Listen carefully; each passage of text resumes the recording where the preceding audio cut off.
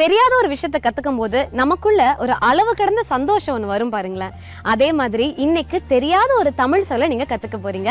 அதுக்காக நம்ம தமிழ் வாத்தியார் வந்துட்டாரு. வாங்க அது என்ன சொல்லுன்னு நம்ம தினம் ஒரு சொல்லல கத்துக்கலாம்.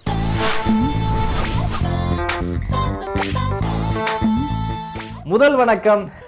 என்ன எல்லாம் சிரிச்சுக்கிட்டு இருக்கீங்க? ஏன்பா உங்களுக்கு கிளாஸ் எடுக்கலாம்னு வந்தா அப்படியே கிளாஸே சிரிப்பாருங்க. மீம் பார்த்து சிரிச்சுக்கிட்டு இருந்தீங்களா? அடே அப்பா, இந்த மீமுடைய வளர்ச்சி அசுர வளர்ச்சி.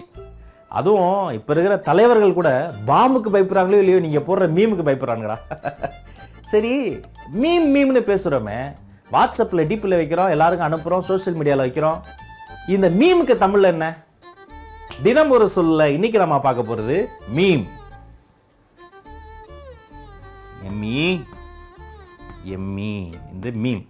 இன்னைக்கு ஆடை இல்லாத மனிதன் அரை மனிதன் கிடையாது. இந்த மீமை பற்றி தெரிஞ்சுக்காத மனிதன் தான் அரை மனிதன். பொதுவாக நம்ம வாட்ஸ்அப்பில் இந்த டிபியில் சில மீம்ஸ்லாம் வைப்பாங்க தெரியுமா? ஒருத்தன் ஃபோன் பண்ணால் எடுக்க மாட்டானா, மெசேஜ் பண்ணால் ரிப்ளை பண்ண மாட்டானா, வீடியோ கால் பண்ணால் ஆன் பண்ண மாட்டானா.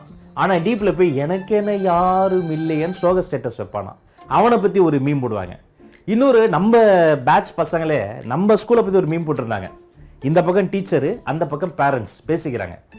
டீச்சர் சொல்கிறாங்களாம், இதை பாருங்க, எங்களோட பசங்க நோட்ஸ் இங்கே தான் வாங்கணும், பசங்களோட யூனிஃபார்ம் ஸ்கூலில் தான் வாங்கணும், ஷூ கூட ஸ்கூலில் தான் வாங்கணும், சாக்ஸ் கூட ஸ்கூலில் தான் வாங்கணும். பேரண்ட்ஸ் கேட்குறாங்க, அப்போ படிப்பு அது வெளியில் டியூஷன் வச்சு நீங்கள் பார்த்துங்க, மீதியெல்லாம் ஸ்கூலில் தான் வாங்கணும். இது ஒரு மீம் போட்டு இங்கே பெரிய வைரல் ஆகி இந்த மீம் போட்டுறதுக்கு நீங்கள் தான் தூண்டி விட்டுருப்பீங்கன்னு என்னையை கூட கூப்பிட்டு விசாரிச்சாங்க. அப்படி மீம் இல்லாத வாழ்க்கையை நம்ம யோசிச்சே பார்க்க முடியாது. ஆனால் இந்த மீம்ன்ற வார்த்தை எங்கேருந்து வந்திருக்கும்னு நினைக்கிறீங்க? இது 70s ஒரு கிரேக்க வார்த்தையிலேருந்து கொண்டு வந்தாங்க.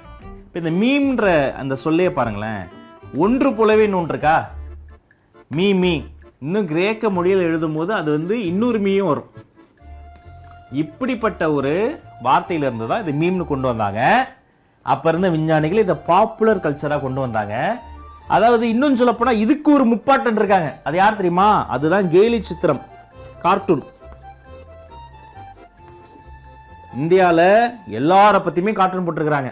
அதாவது உண்மை கிடையாது, அவரை கேலி பண்ணால் அவருடைய சித்திரத்தை வரைஞ்சு பயன்படுத்துவது.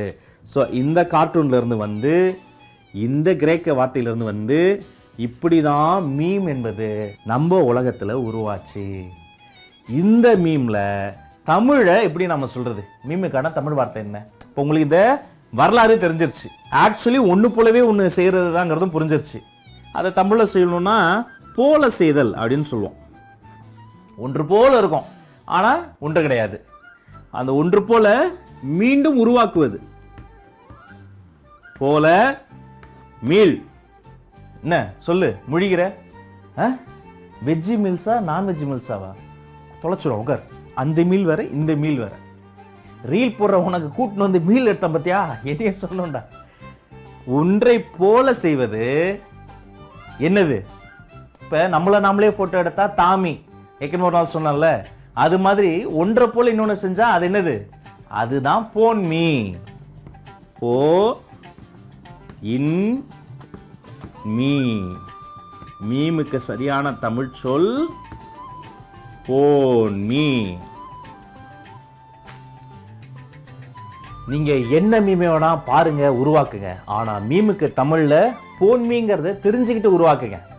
எனக்கு தெரிஞ்ச ஒருத்தங்க 1330 திருக்குறளையும் இப்படி மீம் மூலமா வடிவேலு முகத்தை வச்சு உருவாக்கினா எப்படி இருக்கும் அப்படின்னு நாங்களே சேர்ந்து உருவாக்க கூட ட்ரை பண்ணோம். ஆனால் அது ஒரு பெரிய கடல்னு வச்சுக்கலேன். அது ஊர்க்குடி தேர்வு இருக்கிறது. ஆனால் யோசிச்சு பாருங்க, நமக்கு இன்ஜினியரிங் என்னென்ன சப்ஜெக்ட் புரியாது, கடுமையாக இருக்கும் மேக்ஸ் எல்லாம். பட் அதை ஒரு மீம் மூலமாக புரிய வச்சா எவ்வளோ நல்லா புரியும். தியரி ஆஃப் ரிலேட்டிவிட்டி, கிராவிட்டினா என்ன, முக்கோண விதினா என்ன, அதையெல்லாம் ஒரு மீம் போட்டால் ஈஸியாக புரியும். ஆனால் அந்த மீமுக்கு தமிழில் என்னங்கிறத தெரிஞ்சுக்கிட்டா இன்னும் நல்லா புரியும். மீமுக்கு தமிழில் போன் மீ. உங்களை சிரிக்க வைப்பது போன் மீ. அரசியல் தலைவர்களை பகடி செய்வது போன் மீ. உங்க நண்பனை வம்பிழுக்கிறது போன் மீ. உங்க செல்பேசியில் ஸ்டேட்டஸ்ல நீங்க வைக்கிறது போன் மீ. மீம்னா போன் மீ, போன் மீனா மீம். தினம் ஒரு சொல்லோடு சந்திப்போம். தினந்தோறும் ஒரு போன் மீயாவது, இது ஒரு தமிழ் சொல்லையாவது சிந்திப்போம். டாடா.